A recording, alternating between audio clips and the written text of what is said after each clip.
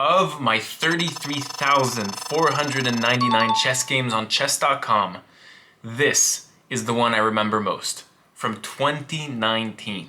In 2019, I had this game against this British guy at 2,000 rated, and this was perhaps my most immortal move I've ever played. And here today, I will show you that move.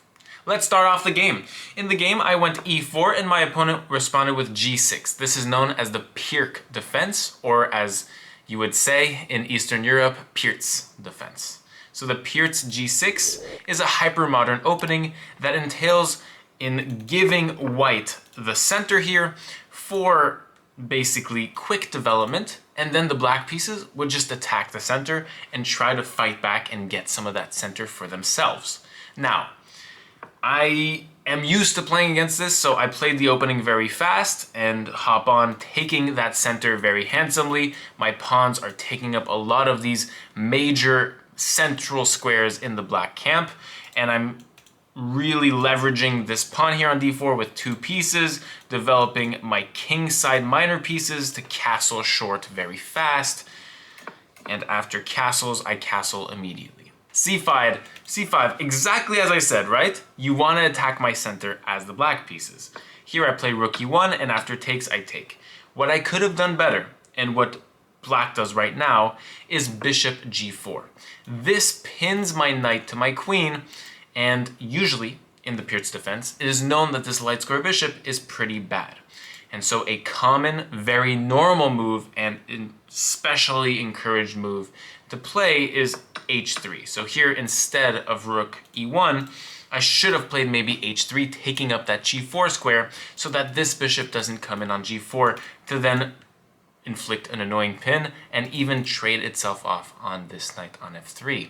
So once I do all of that, bishop g4 just tells me that I didn't play as accurately as I should, because I should have played h3. I play knight bd2, and after knight c6, trying to take my pawn on d4, this knight is pinned and cannot take back that knight. Here I play h3 finally. The intent of the knight bd2 is that when I go for h3 and you take, I can take back with my knight, defending the pawn on d4. Why doesn't black go back to d7? Because this bishop will be very stale, especially when my pawns play against it, and it will just be like a very passive piece. The bishop just trades itself off, and then knight takes f3, very clutch, defends f4. a6 is played. a6 for b5 is what I supposed in my mind. I think it's a pretty accurate guess as to what black is going to play next. And so that explains after bishop e3, after rook c8, this explains my a4. a4, although a4 is not that recommended because it gives the b4 square for the black pieces. So although I'm taking up that b5 square, preventing black from pushing b5, going with knight a5, knight c4, and then just drilling that c file. Instead here, a4 prevents b5, but then this knight can come into b4 and kind of be a pain. Also a5 things with just nailing in that b4 square. So not that desirable. Queen a5, mistake, says the engine, and this lets for b4. Wow, I missed that in the game. Okay. If knight takes, I have bishop d2 with such an annoying pin that you can't stop rook b1 or queen b3 winning a piece. Like, straight up, white is winning here already. You can't do anything. It's crazy. Rook c6 to probably go to b6, but then after queen b3, rook b6, and then rook b1, your knight is pinned, absolute pin in this position, and falls to bishop takes b4 next move. Incredible trap. And if queen takes b4, of course now there's a possible skewer on the b file since it's just opened up. Rook b1 would then be pretty nice because we activate our rook along the 7th rank, and this will be a common theme throughout the game. So stay tuned for some serious 7th rank action. I go knight bd2. I don't remember why I did this. Again, this was 4 years ago in 2019. Just the fact that I remember this game to now splurt it out today in 2023 makes my entire year, because I almost had forgotten about this game. Knight bd7, and then I go knight c4. So kind of like a knight maneuver to attack this queen, but also to encapsulate and control this b6 square. And you'll see how my bishop and knight will combine also with pawn will combine for that weak b6 square. And that's kind of the bad thing of that a6 move played earlier. So the queen goes back, and now I go bishop f1. Kind of mimicking my opponent. My opponent goes back, I go back. I don't know why I did bishop f1. There's no serious need for it. Yes, this is attacked. Oh, this is attacked. Oh. Also, bishop e2 is pretty good, but bishop f1 is a very humble move and defends d4 very well against these two pieces hindering it. So, knight f6, f3 is played. A better way to defend this would have been to counterattack with d5, says the engine. Very interesting. Attacking this knight, and if you play like knight e5, I go knight b6 and attack your rook. And this is a really, really nice knight. The rook could go to c7, not recommended by your local dentist, because just black has cavities in the position, right? And then bishop d4, and you can't take the pawn because I'm defending it. So yeah, d5 first. I played f3. It's kind of weakening on my dark squares here, as you can see, because my pawn is off of a dark square. And so that's what happens when you have pawns on all the same colored square, is that the other colored square becomes quite weak, and especially around your king, you kind of want to avoid that as much as you can. Knight h5 was played. Yeah, for knight g3 maybe. But yeah, the knight on the rim is dim, so I play a5 here to really sink in a knight on b6. That's what we're trying to do here. Knight g3 was played, and this completes my idea with the knight b6. Knight b6 attacks the rook here, and if the rook goes to c7, it's very trapped, very passive. So black does something even better, rook b8. Oh no, they don't do it. They take my bishop first. I take back and then rook b8, and this rook is very, very active, as you can see. That was sarcasm, and this was a good move. Queen d2, I'm axing the h6 square with my bishop and queen, maybe to trade off the black pieces as defender around the king, or maybe to connect my rooks. And that was the surreptitious reason I played queen d2, because after rook e8, now I go rook c1, and we combine ideas in this game. Rook c1, trying to hint at the fact that, look, I want to bid on this open c-file. You can't bid back, you can't counter. And so entry level on this c7 square would be very desirable for both my rooks, especially that the c-file is the only open file in this position in the game so far. So it's very desirable to own it. Just like in Monopoly, you want to build a hotel on your Connecticut property. That's the name of the game. So this is my journey to build a hotel on Connecticut right here with these rooks. So I go rook c2. Says it's a mistake because I have a better move d5, but I play d5 later. We'll see. We'll see it. Let's keep some mystery. Rook c2, queen e7, rook c1, immediately played. Again, engine is pressing like a tax collector, pressing for d5 here. I'm saying no, we're just pressing with these rooks very lightly. I'm not threatening to take this knight. I'm waiting patiently for the opening, the grand opening of the c7 square. On e6, I forgot to mention this variation, my pardons. I have d5. The reason why d5 is so good is not just because of e takes, knight takes, but here white has something really pretty and certainly worth showing you. Bishop g5, hindering this queen and going on the fact that the queen on d8 is just like a bad piece. If the queen moves to the only square on c7, now I've kind of framed you and can put you in prison, because these pieces are very guilty of a super nice pin on the c-file. Almost game over, almost game over. I'm taking your knight next move and we're winning. So the black pieces are almost forced to play f6, but even better, they have bishop d4 check, king h1, and then f6. Their bishop at least is out of the pawn structure. It's not like hitting its own pawn. Like, let's give my man some respect on d4 here. Then I go bishop h6. Of course this didn't happen in the game. This is some engine line things. The threat is e takes d5, attacking the knight with my pawn, and then winning this bishop. And so if you just play your bishop around, I can just take this pawn with check, king h8, f4, bishop takes b2, and then rook c2.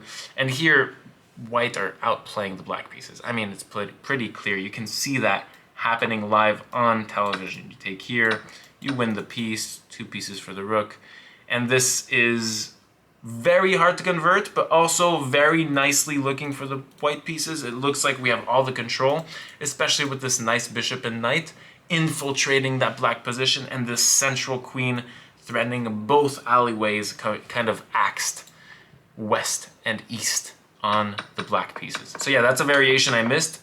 But look, at the time, it's a blitz game, 3-minute blitz game. I'm 2000 rated. I'm not gonna spot that 6 moves deep. So I'm gonna play doubling of rooks, f5, and here I play bishop f2. Super patient.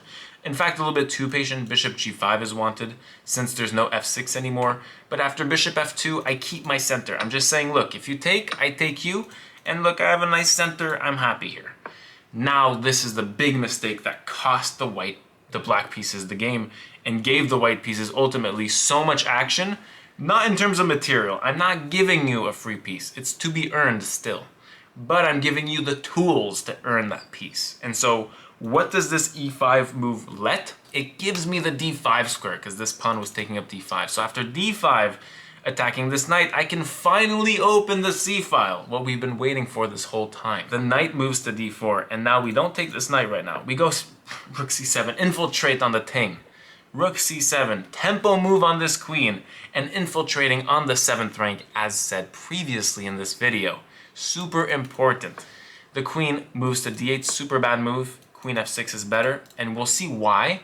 Queen d8 is bad because it lets me activate my pieces on tempo on your queen, and it forces bad moves out of you. So here, I just follow up with the fact that I'm basically checkmate. If this was a king on d8, I'm checkmating your king, but I'm basically checkmating this queen in that with rook d7 attacking the queen, I am forcing your next move. I already know what you're doing next. And in a blitz game, in the context of a blitz game, this is like a double move because when you play a move that forces your opponent's next move, you can already calculate on their time what you are gonna play next after their forced move. So while I played rook d7, I was looking at their only move, found it, and then knew what I was gonna play next. And so after queen f6, only move for this queen, can't go to h4, can't go to g5, can't go here, here, here. Only move rook c7. Doubling rooks on the 7th rank. Super, super strong maneuver that really takes up a lot of control in the black pieces here. Here I'm threatening the bishop too. Always invade on time, tempo, gaining. You want to attack pieces while your pieces invade. That accelerates your attack and diminishes counterplay by your opponent. Because here my opponent has to deal with the bishop on g7 because here I'm threatening to win a bishop and a queen against 2 rooks. Very profitable business for the white pieces. Bishop goes back to f8, takes on h7. The immortal move is coming. I'm warning you. The immortal move is coming. You won't see it coming and it's gonna hit you. Here my opponent goes for knight b5, attacking my rook. Yeah. It's just like, if we flip the board, it's gonna be kind of like a horror movie. So if you have sensitive eyes, don't look. But this is what it looks like for black. Okay, we're gonna flip it again. I know, it was hard to look at, but you were very brave looking through that. Congrats. But yeah, so just to illustrate that black does not have that many beautiful moves here, and knight b5 is like kind of a good try to threaten my rook. And this is where the magic starts. I played here a move that attacks a greater piece than the piece that was threatened previously. So here you have to deal with the more expensive item at hand before you can take my rook. After bishop h4, and by the time I played bishop h4, I knew exactly what I was gonna do. And I remember I was like, I was like this in my chair because I was so excited. So bishop h4, I pretty much know the response of my opponent. Again, it's a forced move that forces the next move. I already knew what bishop h4 created, and that is queen f4. Now, I think g5 is a bit better with queen g6, but then again, I'm winning eventually. It's just a matter of time. Anyways, my opponent, thank God, allowed for me to play this masterpiece, which, by the way, I just want to say before I show the move, I am so frustrated that on chess.com this is not a brilliant move in the game review. So frustrated. But anyways, in this position, queen f4 offering a queen trade. It's really, really tense, right? My rook is attacked. It's not looking good, brev. It looks like I'm forced to go into an endgame. And from there, I'm only a pawn up. But in this position, I see a move that sacrifices not only my queen on d2, not only my rook on c7, but also gives my rook on h7. all in one move. And this is why this is my immortal move. Are you ready? Knight d7. You can't take my queen on d2 because I have knight f6 reconnecting my rooks, like welcome to the party, welcome back! Knight f6 is checkmate to this king. Why? Because the queen is deflected off of this f6 square, giving knight f6 checkmate. If you take my rook here, you are now getting into the x-ray of this rook on c7, allowing for the white pieces to go with a beautiful double check knight f6, double check on the king. So we don't care about the queen's presence on f6 anymore. We're going for double check. Double check forces a king move. Always in chess, double check forces a king move. King h8 would give rook h7 checkmate while my queen still hangs by the neck. And if you go up, same thing. Rook h7 is checkmate, my bishop giving that assist. If knight takes c7 here, I can swap queens now. And if you take my queen with my rook, knight, and bishop down a full rook in an endgame, premature endgame, knight f6 checkmates this king on g8.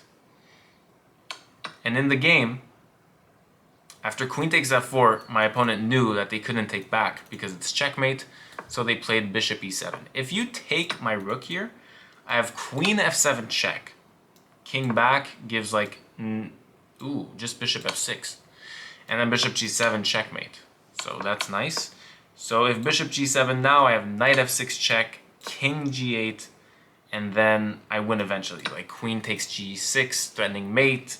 And if you take here, I take here with checkmate, right? But this didn't happen. They played bishop e7. Don't know why. Psychologically, I messed you up. I did. And here after bishop e7, queen f7 was checkmate on the board. That is my immortal move. Knight d7, sacrificing 2 rooks and a queen in a blitz game. Thank you so much for watching. Have an excellent day, and sub for more. Cheers.